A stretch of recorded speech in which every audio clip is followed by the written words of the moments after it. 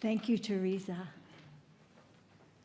Hello, and welcome to our service. We are the Rogue Valley Unitarian Universalist Fellowship, or RUF, in Ashland, Oregon. My name is Zoe Laidlaw, and I'm a part of RUF because, like everyone here, I love our shared principles.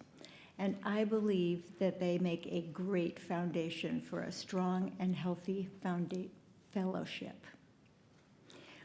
We're happy to welcome you to our service, both online and in person. We want to especially thank the stream team that's helping make the online happen, and the members of the neighborhood team who welcome the on-site congregation and provide coffee hour. We invite you to sign up for our mailing list on rvuuf.org,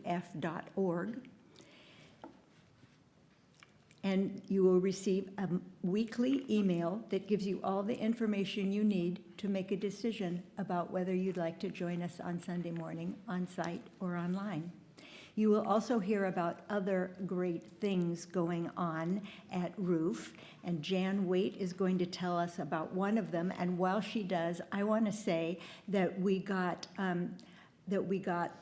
getting great results. We're getting great survey numbers coming in, and you still have until midnight tonight to complete that survey if you want your opinions heard and counted, and we'll be out in the lobby afterwards. But we got enough survey results to have cake, so we'll have cake.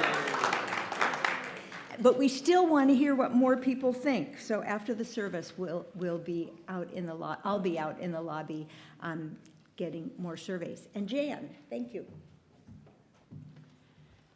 Jan Waite with the Fund Committee, and I just wanted to thank everybody who came to Thanksgiving, but especially the people who popped in to help us set up, and the Friday men's group who help us put the tables and chairs back. And we had a smaller group than usual, but we had a lot of people pop up and participate, and it was really quite fun. Thank you.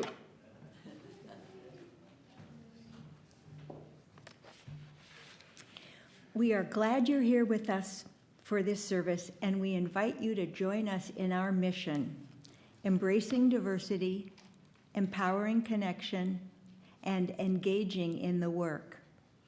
We begin each service by acknowledging that our building is built on land that began as sacred land shared by the Cow Creek Umpqua, Takelma, Shasta, and Lagawa people. We remind ourselves that Indigenous people are part of our communities and continue to experience the effects of colonization. We are committed to fighting for the worth and dignity of Indigenous people, both in our community and around the world. These services are part of that work, and we thank you for being with us.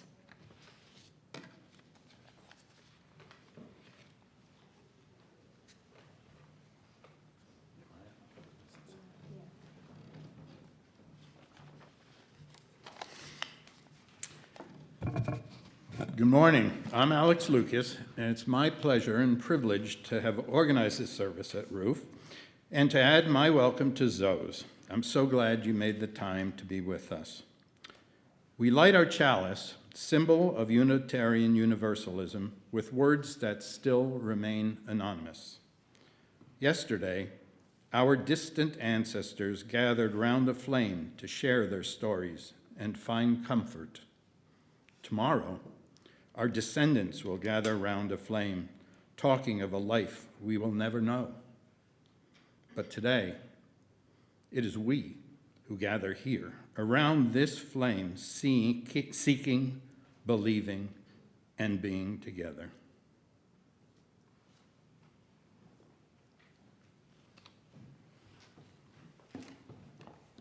Please join me in our, forgot to turn it on. Put it on. Here we are. Please join me in our first song today in your gray hymnal, number 146, Soon the Day Will Arrive. Glad to see you all here. Please rise and body your spirit. And Teresa will start us off.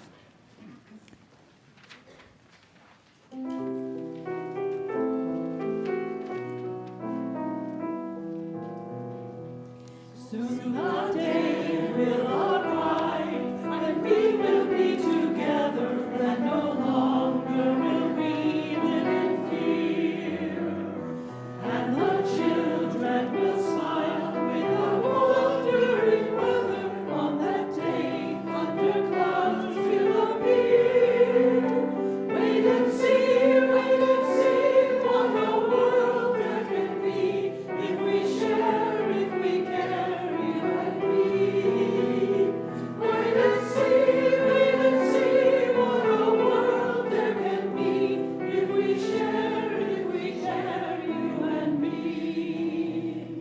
Some have dreamed, some have died to make a bright tomorrow, and our vision remains in our hearts. Now the torch must be passed, new hope, not in sorrow, and a promise to make a new start. Wait and see what a world there can be if we share, if we care, you and me. Wait and see what a world there can be if we share, if we care, you and me.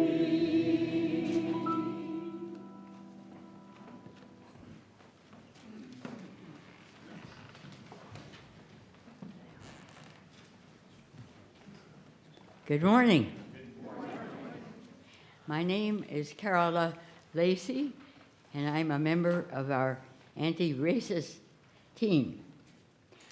Our goal is to reduce white supremacy, which is the cause of structural racism in law enforcement and in our criminal justice system. For starters, we have looked at about 50 privileges that we whites enjoy just because we're white.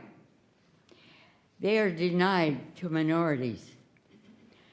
There's not enough time to list all 50 here, so here are 9 benefits that most of us enjoy. Being white, owning our home, have a good relationship with the police, have health insurance, not worried about family members being deported, can easily access fresh food, have no trouble voting, and there's one more. For this privilege, I'm flipping the telling of it by briefly playing the role of a young black man in Portland. Every day when I leave my home, I'm on constant alert. Will I be bullied, harassed, beaten, arrested, shot at? I never know, but I am anxious. End of role play. We whites never have to face that situation. In our small town of Ashland, we do encounter some of these issues, but seldom hear about it. We have at least 2 hate groups and 1 anti-government group, and I suspect there are more of each group since Trump took office. In closing, if we whites are to offer alternative ways of behavior, we must first become informed about racism. If you haven't already, please listen and watch YouTube's, quote, Uncomfortable Conversations with a Black Man. It is by Emmett Acho, A-C-H-O. He's inspiring to listen to as friend to friend. Thank you for listening.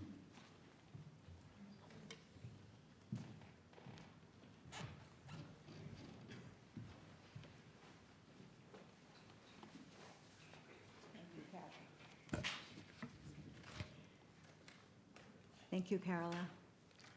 It is our practice each time we gather to light a candle for peace. We take this moment to ponder how the children of immigrants want no one else to come into the country that their forefathers began. They want no one else given access to their great country. Just think if the Native Americans had put up a wall, what a country this would be. Let us pray with the lighting of this candle now and each day for understanding, for generosity, and for peace within our own borders.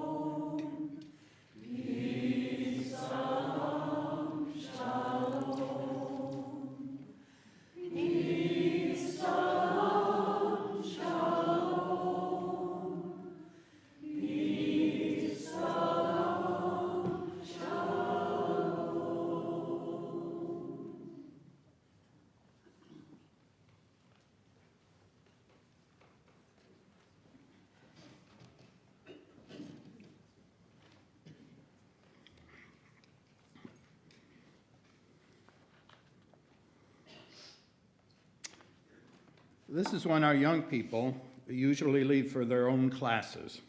But today we are telling some important stories that might be very interesting to younger people.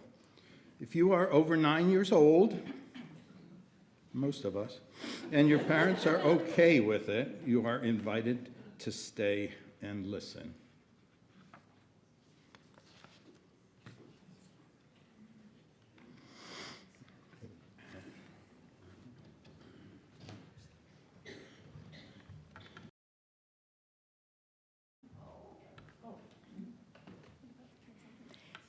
Today's reading is from Immigration by Kendall L.R. Gibbons.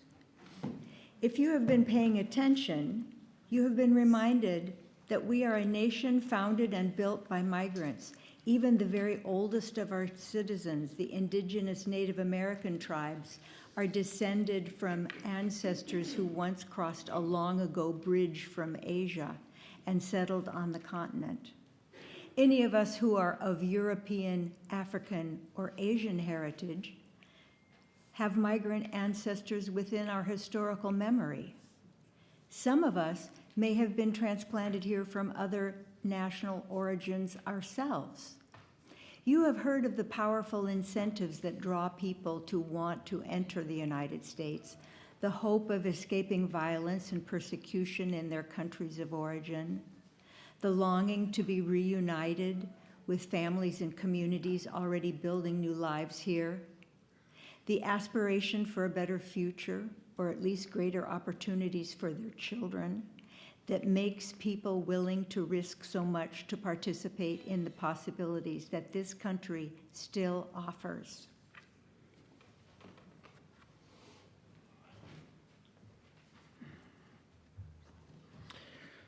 This service will focus on the experience of coming to America.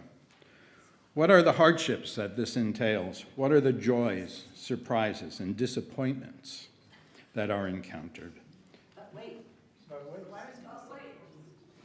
We missed singing. Choir. You miss singing? Yes, we did. Should I give you an opportunity to sing? I will do that. Take this opportunity to ask everyone to make sure your phone is off, please. We have some quiet bits.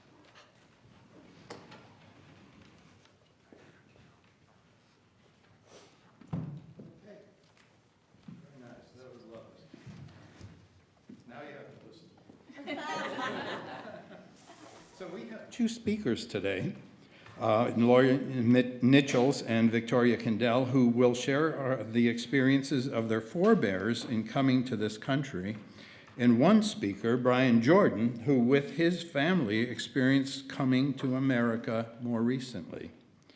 But first, let's also explore what it's like to transit the Atlantic in cramped quarters in a fragile ship for months at a time, only to be met with the hardships of a new land. As we know, some of our forebears made their decisions to come to America willingly and with some understanding of what might lie ahead. Others were kidnapped, chained, and brought to America solely for a life of enslavement. Those voyages, on ships not usually adapted for human cargo, were horrific places where individuals, including women and children, were placed in areas so tight that they were literally shoulder to shoulder at all times. In a drawing depicting conditions on the Brooks, an infamous slave ship that made 11 voyages before being condemned as being unseaworthy, a total of 454 captives were theoretically allowed a space of 6 feet by 1 foot 4 inches for each man, 5 feet 10 inches by 1 foot 4 inches to each woman, and 5 feet by 1 foot 2 inches to each child. So here's what it looked like on that ship. We've duplicated that space for you to visualize. However, we now know that the Brooks truthfully carried 638 on one journey and 744 on another, which looks more like this.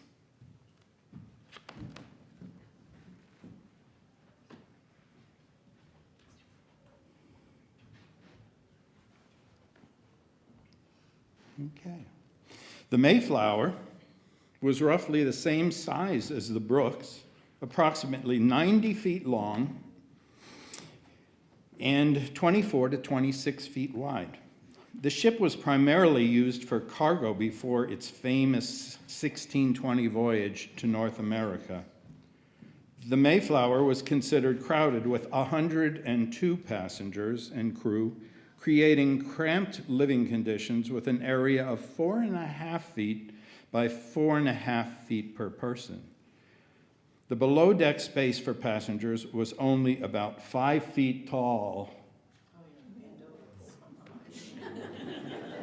Okay. So to get a further idea as to what that was like, the length of the main meeting room from stained glass to stained glass is about that 90 feet. That was the length of the Mayflower. The width of the Mayflower was from that wall over there to the far side of the aisle, right here, right where Julie's motioning. So that was the size of the Mayflower. As I mentioned, it had 102 people on board. Right now, we have about 90 people on this room.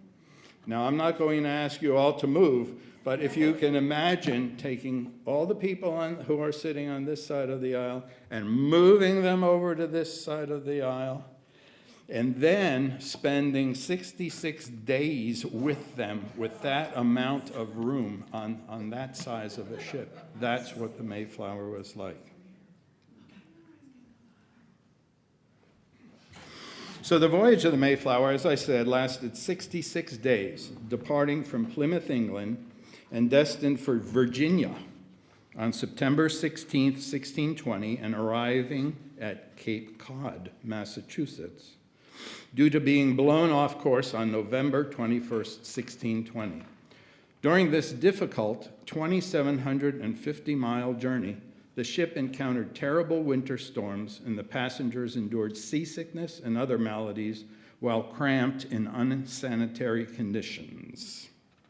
While preparing this service, we also found out that the Pilgrims spent the first winter living on the ship before establishing their settlement at Plymouth, Massachusetts.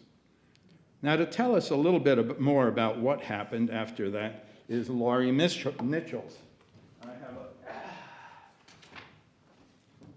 Laurie's family story goes all the way back to the 1600s when her English ancestors first arrived on these shores. She will tell us a little about them, as well as her more recent European ancestors who arrived in the late 1800s and early 1900s. Laurie? Thank you. Thank you, Alex. Well, did you know that there are an estimated 35 million Mayflower descendants alive in the world today? And I'm one of them. I thought I was special, but apparently I'm not. I have a lot of company.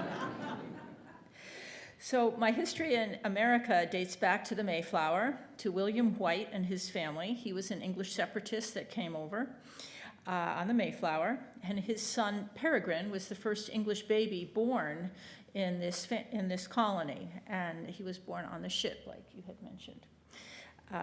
Not much past that. I can't even imagine being pregnant and 9 months pregnant on a ship like that. So a few decades later, one of William White's descendants married a member of the Kilbourne family, which is my maiden name. And the first Kilbourne family came over from England in 1635 to what is now called Wethersfield, Connecticut, and that's where my Kilbourne story begins. Upon arriving in America, Thomas Kilbourne and his family, an English colonial settler, made his home on former indigenous Wangunk land, which is a tribe of the Algonquin tribe, which he had recently been sold to the English. To quote his story, he was said to have been killed in the massacre of April 1637. On April 23rd of that year, a combined force of about 200 Pequot and Wangunk warriors attacked the English settlement, killing 9 settlers and capturing 2 young girls.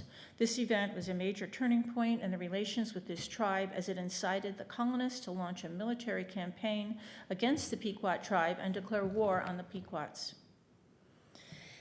Later on, a few members of my Kilbourne family decided to move northward and eventually settling in a small town called Bristol, Vermont in the 1700s. And that is where my grandfather, George Kilbourne, was born in 1897. And he married my grandmother, Marie McTammany, in the 1920s, who was the daughter of an Irish immigrant. Now, from my mother's side of the family, I was really lucky to spend most of my childhood with my great-grandmother, Ernestine Krausberg, who died at age 98 when I was 25 years old in 1979. She arrived in the U.S. from Germany via Ellis Island in 1902 at age 18. By herself, she had been a dressmaker and a nanny on Staten Island before she met and married my great-grandfather in 1907. Great-grandma had a heavy German accent and always smelled like marigolds and petunias. To this day, when I smell them, I think of great-grandma. She had her own grape vines and made ice pops from her homemade grape juice, and she made the best crepes I've ever had. We shared pumpernickel bread with cream cheese and her homemade grape jelly, and I spent hours helping her do jigsaw puzzles on a card table in her room. I remember her sweeping the sidewalk in front of the house every morning, as she had seen her mother do growing up back in Germany. I remember watching her use the Ringer washing machine and helping hang wet clothes on the clothesline to dry, even when she was in her 90s, because she did not trust the newfangled washer-dryer with her precious garments. Now, her husband, my great-grandfather, is called George Ait, A-I-T, and he came here from Ossel Island in Estonia. The family story, passed down to me about how he arrived in the U.S., is that he had been drafted into the Russian military, as Estonia was then part of Russia, and during the Russian-Japanese War in the early 1900s. He had been captured by the Japanese and was held prisoner on one of the ships. He and another man made a daring escape by jumping overboard and swimming to a nearby island. The other man died on the beach, and eventually my great-grandfather hailed down what turned out to be an American ship. They rescued him, and he used this other man's passport or ID papers, as he had none, to emigrate to the U.S. via Ellis Island in 1906. He used that man's name, Arnold Williams, for the rest of his life. He died in 1957 when I was 3 years old, so I barely remember him. So my great-grandma, Ernestine, and her daughter, my grandmother, Frida, were strong female role models that gave me the strength I needed when my husband died 15 years ago, when they themselves were widowed. They carried on despite their grief. My grandmother, who had been a traditional stay-at-home mom, was widowed in 1961 after my grandfather had a sudden heart attack and died within minutes on their driveway. Grandma had to find a job at age 50, learn how to drive a car, learn how to balance a checkbook and pay bills, as well as raise my 12-year-old uncle by herself. She taught me that you do what you need to do to move forward, not by complaining, not by relying on anyone to rescue you, but by moving forward, one step at a time, figuring things out, and eventually it works out for the best, even if the best was not what you originally thought you wanted. So the biggest legacy that my immigrant ancestors gave me is the courage to follow my dreams, to leave familiar surroundings and explore new places, not knowing the outcome, but willing to take a chance for a better life. So 35 years ago, I became restless and unhappy with my job and where I was living, and I decided to leave New England where I was raised. So I quit my job, gave away everything that did not fit into my little car, and I drove out west for what I call Lori's big adventure.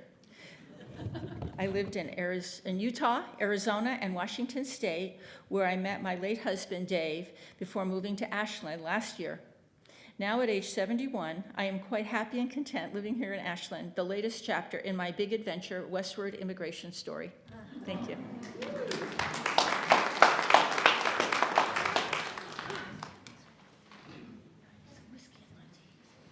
Thank you, Laurie. That was a great story.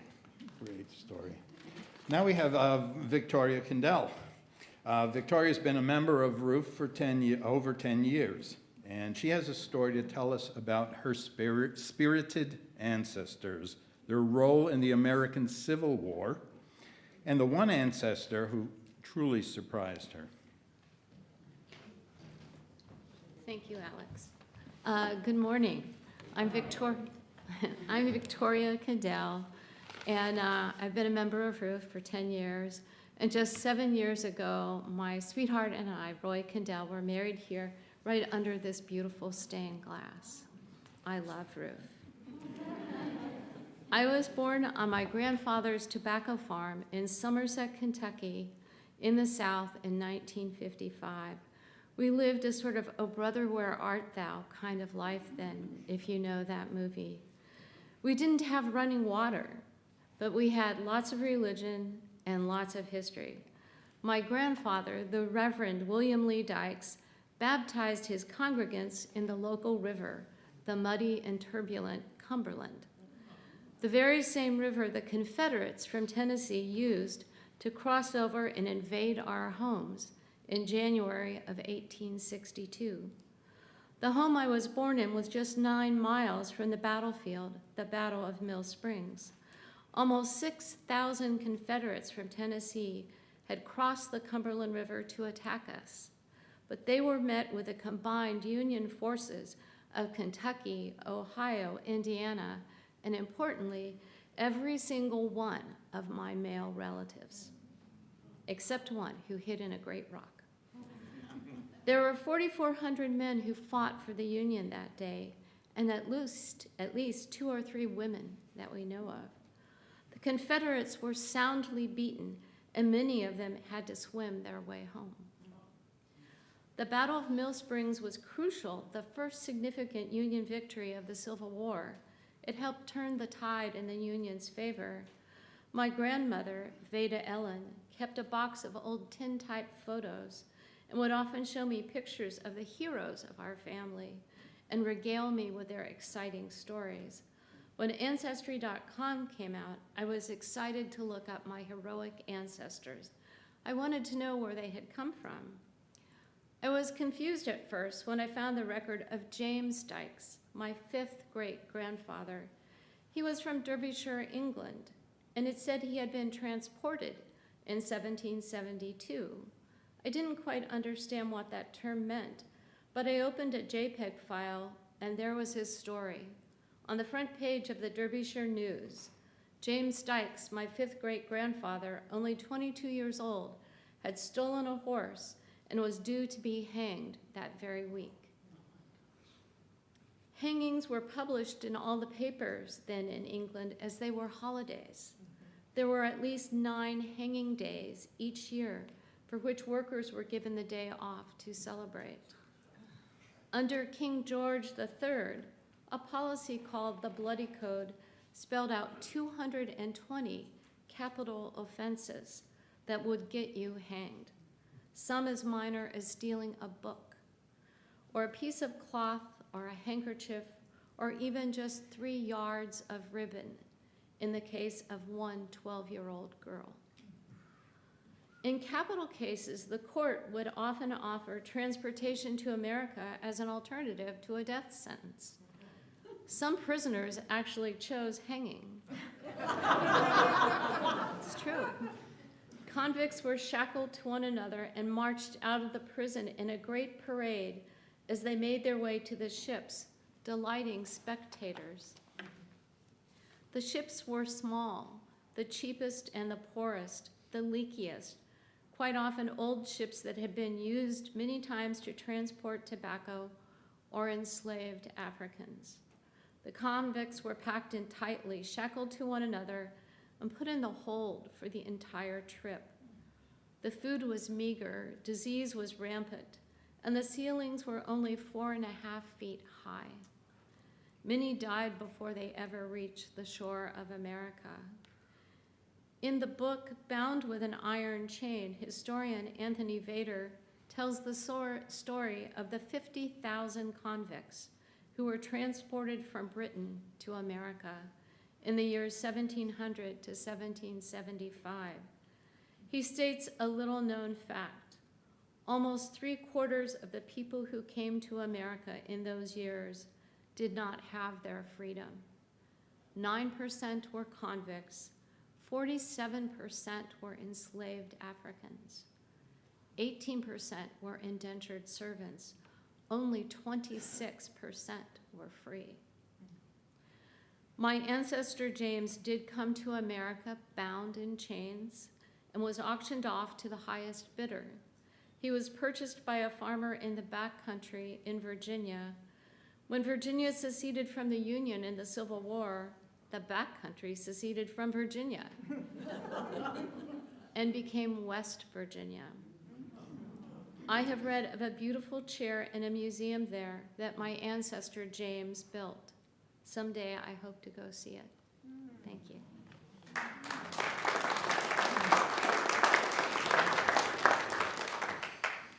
Thank you, Victoria. And now we have a special guest, Brian Jordaan, proprietor of Eliana Winery in Medford. Brian's story is one of personally coming to the Rogue Valley with his family not too long ago from Zimbabwe. He is here to tell you some interesting stories about his coming here to America. Brian? Thank you, Alex. Thank you for having me out here today. It's a privilege. And I can say this. I think economy class on a 737 seems a whole lot better than any of those ships your ancestors came on over. So I'm thankful for that. So next time you take a flight internationally, just think about that, right? 4.5 feet, 4.5 feet wide, square.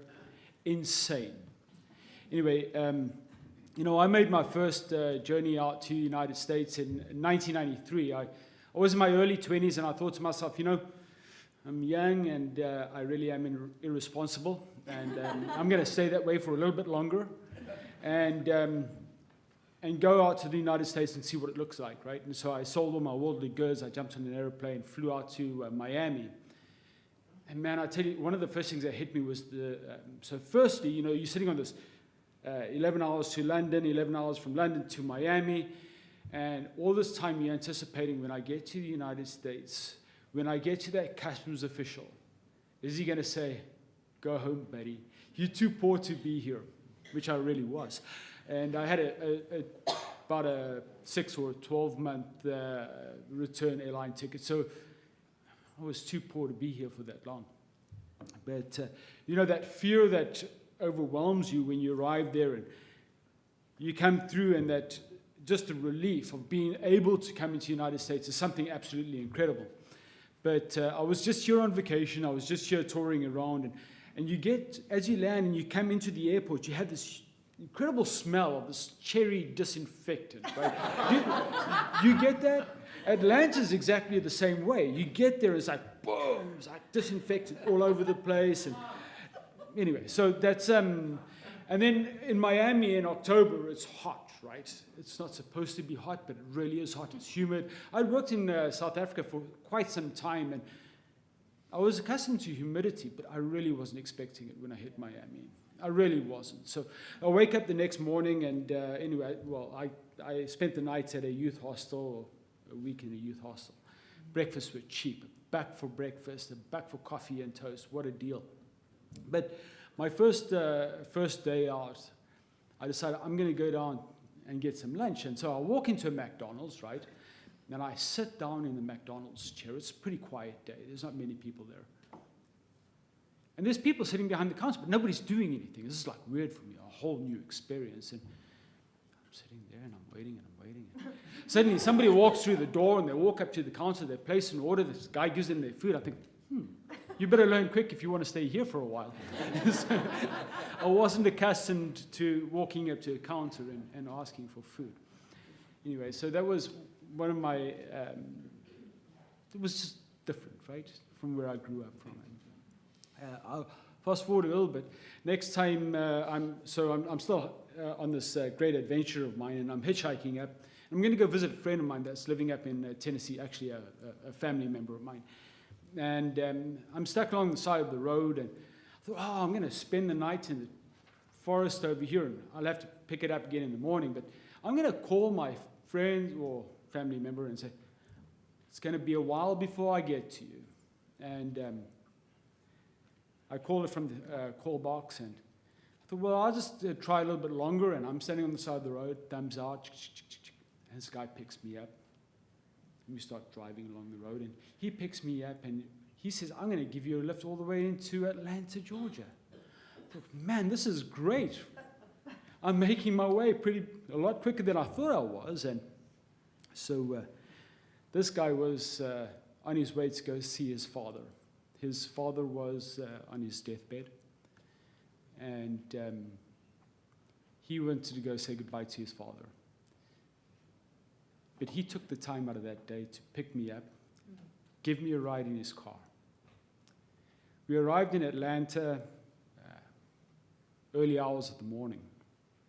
And as we're driving up, he says, I think you should just spend the night with me tonight, and I'll get you, if you do me a small favor tomorrow morning, I'll take you and drop you off somewhere. And I'd arranged with my family member, because he had a car phone. I mean, back in that day, that was something pretty incredible. So I phoned her, and she said, just see if you can get down to the Greyhound bus stop and hang out over there, and I'll have a friend come pick you up. So that was arranged, and he said, okay, spend the night. So I spent the night with him. And this guy, the next morning, takes me out to Atlanta because I had to go do something for him. He buys me my first Dunkin' Donuts. That cup of coffee in the morning, that was pretty great. So incredibly generous. So incredibly generous. More than that. We get back to the house. His mother's made this beautiful breakfast for us. She's taken all of my clothes. She's washed everything. She's ironed it. It's folded. It's nice and neat on the end of the bed. And I'm thinking, isn't this amazing? What beautiful, beautiful people take the time in this incredibly difficult time of their lives to look after me. I mean, that's beautiful, right? So I've always been impressed with the generosity and the love and the kindness shown to people by Americans. And I'll never forget that. I wish I could find that guy one day and tell him what an impact he had in my life. The same journey, we decided to go up. There was a whole group of us. I got time, right? There's a whole group of us. There were like 11 of us, and we were going to do this tour up into Michigan. We get up into a small little town, I think it was called Ludington, and it's just off of one of the lakes, Lake Superior, and we get to the gas station, we're getting gas. I don't know how to get where we're going. This is like, we didn't have a GPS, we just had maps, right? And this gentleman's putting in gas in his car, and I said to him, you know, we're trying to find this place, and are you from here? And he catches my accent, so we start having this conversation. And he says, how long are you here for? And we tell him the story, and we're here for a couple of days. And this is Christmas time, December. He says, you know what, I want you to come up to my cabin, and I want you guys to come and celebrate Christmas with me. I said, I don't think you understand. There's 11 of us. He says, that's okay. All of you guys come to my house and come and celebrate Christmas. This was a couple out of Atlanta, Georgia, funny enough. They were both school teachers. They had a beautiful little cabin up there. They invited us up. They spoiled us that night. And what an incredible blessing, you know, generosity, hospitality. Loved it. Again, another couple which I'd love to meet again one day, just because of their generosity and their love. So I'll fast forward. So I met this amazing woman on this trip. We got married, went back to Zimbabwe. We stayed there for a while. Remember, this was just an exploration. This was being irresponsible. I'd done that now. Time to go home and be serious about life. I went back to Zimbabwe, started farming back there in Zimbabwe. And my government did what they called a land redistribution settlement program. And during that time, we lost everything. The government took it, redistributed everything we owned. There's a story on YouTube. You can watch it. I was interviewed by Trish Gauss the other day, and I will give you the link, and if you'd like to share that. And you can look a little bit more about that story. But anyway, so the government took everything that we possessed, took our property, took our equipment. We arrived in the United States, closed my bank accounts, took my money. My wife and I, with 4 children, we arrived in the United States with 12 suitcases. And we got an opportunity to start again from scratch. When we arrived here, other people in the community had heard of our struggle. They had heard of what we'd been through. And so they started to gather stuff. When we arrived in the United States, we were invited out to a person's house, and their garage was full of furniture, toys for the children, linens, beds, you name it. These people took my wife, they took her down to Target, said, you register now as if you're getting married again for the first time. And we're going to have a bridal shower, and we're going to celebrate you. So we're a little bit more reserved, and Queen didn't really want to do this, but the friends that took her said, okay, I'll do it for you. And she went through and said, you need this, you need this, you need this, you need this. And people went out and they purchased stuff for us. They'd never met us before. They'd never met us before.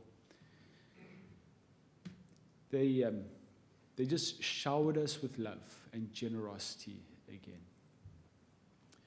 So my experience of coming to America is going to be a lot different to many, many people's experience of coming to America.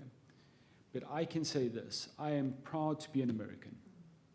I'm proud to live in this great country. I'm proud to be part of this community. And I'm so thankful for everybody who showered us with this love, who was so generous and so good to us. Thank you.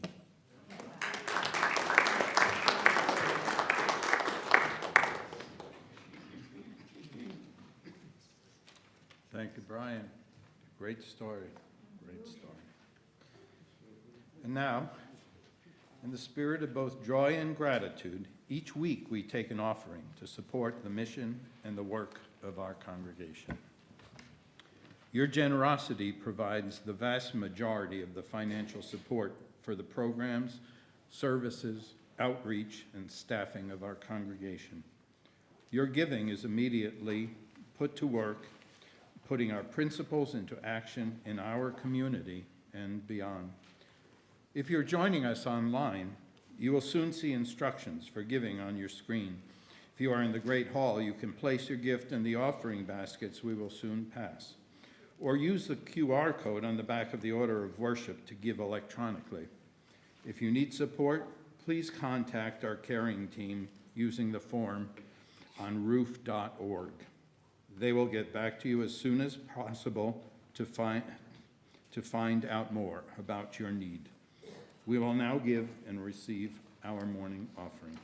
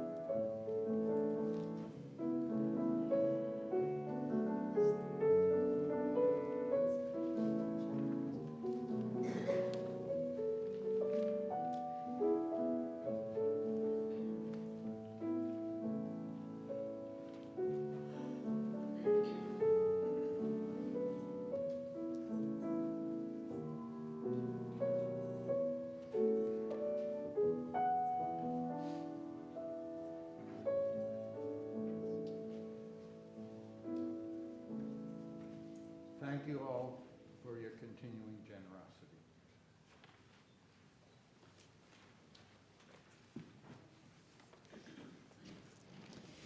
Please join me now in our closing hymn in your gray hymnal, number 318, We Would Be One. Please rise in body or spirit.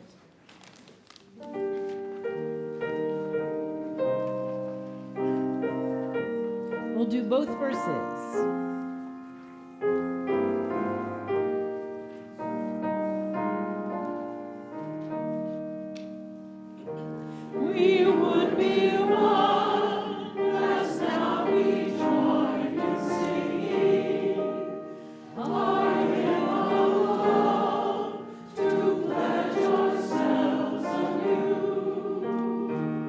To that high cause of greater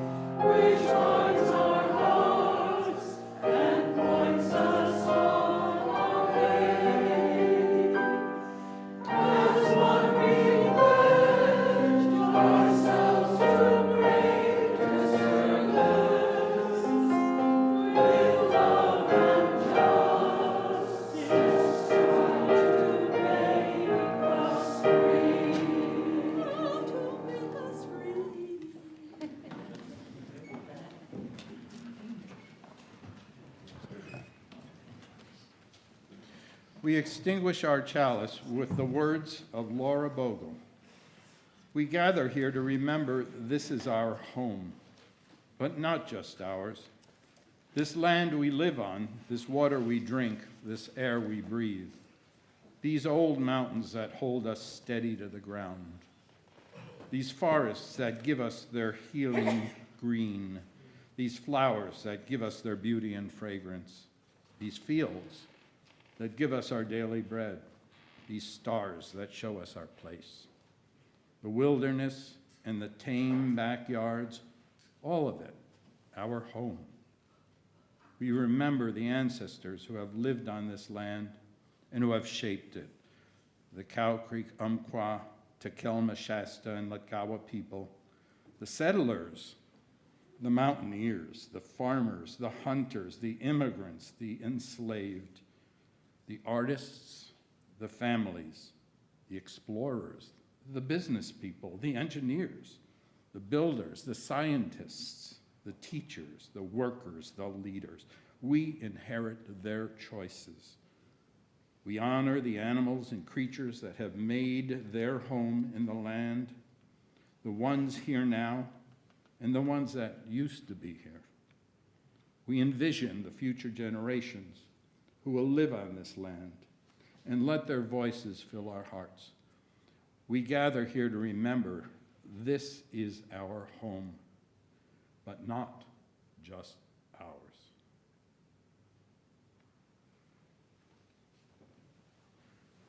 If you're new here, we are now going to join hands across the aisles and sing. Oh, just give it a C chord.